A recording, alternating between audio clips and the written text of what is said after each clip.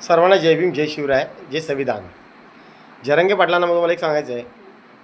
आत्ता सध्या भिडेगुरुजी त्यांचे व्हिडिओ पाहिले. ते व्हिडिओ सांगता मराठ्यांना आरक्षणाची गरज नाही आहे.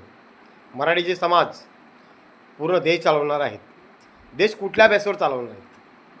मला सांगा, आरक्षण घेऊन या भारतामध्ये 90% उद्योगपती गुजराती, मारवाडी यांचे उद्योग आहेत. डायमंड कंपनी गुजरात यांची आहे. मग मला सांगा, जर ह्या कंपन्या बाहेरच्या देशात त्यांच्या निघून गेल्या, तुमचा कुठलाही महाराष्ट्रीय माणूस आपला ह्या देशामध्ये कुठलाही असा माणूस आहे का तो स्वतःची कंपनी खोलू शकतो? कुठला भांडवलदार एवढा मोठा आहे आपल्याकडे या भारतामध्ये? ते विचार करा. जर एक कंपनी गुजरातला गेली, किती लोक बेघर झाली, याची कधी चौकशी केलीत का तुम्ही लोकांनी? विचार करा. ह्या जनतेला आपल्या विचार करण्याची गोष्ट आहे. आज डायमंड कंपनीमध्ये, धीरूभाई अंबानीच्या कंपनीमध्ये मला वाटते कमीत कमी प्रायव्हेट कंपनीला 90% लोक काम करतात. त्या पूर्ण महाराष्ट्राच्या कंपनी कुठल्याही उद्योगपतीच्या नाही आहेत. गुजराती आणि मारवाड्यांच्या कंपन्या आहेत. या कंपन्या जर त्यांनी स्वतःहून जर चालवले, तुमची मुलं आपली गुजरातमध्ये जाऊन नोकरी करू शकत नाही, करायला देणार नाहीत.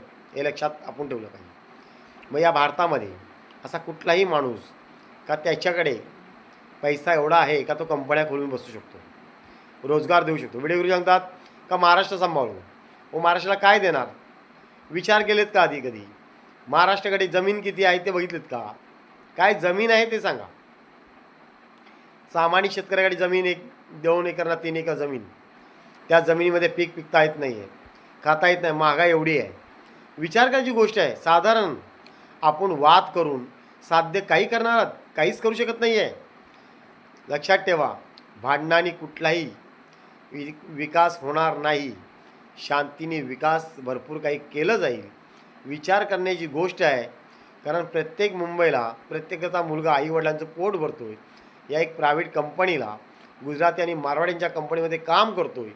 डायमंड म्हणा, बऱ्याचशा कंपन्या आहेत. या कंपन्यामध्ये महाराष्ट्रीयन मुलं असतात. जर त्या कंपनीतून त्यांना खाली केलं ना, कदाचित कंपन्या निघून गेल्या तर रोजगार मिळणं मुश्किल होईल.